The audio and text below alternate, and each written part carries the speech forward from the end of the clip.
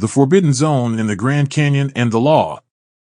It would seem that the anonymous author of the news article in 1909 decided to capitalize on these names and sensationalize them.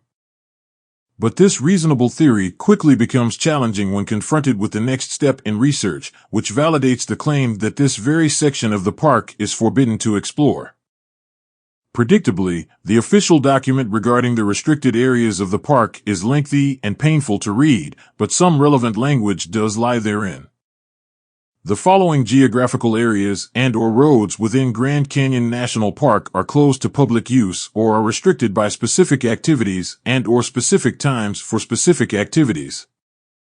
Hopi Fire Tower and Access Road, Maricopa Point Endangered Plant Area, Hopi Salt Mines.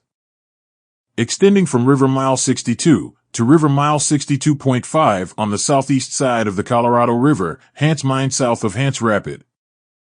Furnace Flats from 71.0 to mile 71.3 on the north side of the Colorado River and the Anasazi Bridge. It's important to keep in mind that these mines are not active mining operations and may never have been mines at all, but are in fact ancient man-made tunnels. Allegedly made by the Hopi, as their names would suggest, and that is in and of itself interesting. The monotonous text goes on to discreetly command that nobody is permitted to enter any cave or mine at the park at any time, ever, without a permit, which they will never be granted. In addition, artificial anthropogenic features, i.e., mine works, which comprise a twilight zone and a zone of perpetual darkness, will be managed as caves, as per the permits required to satisfy this section may be applied for and/or obtained backcountry permits office.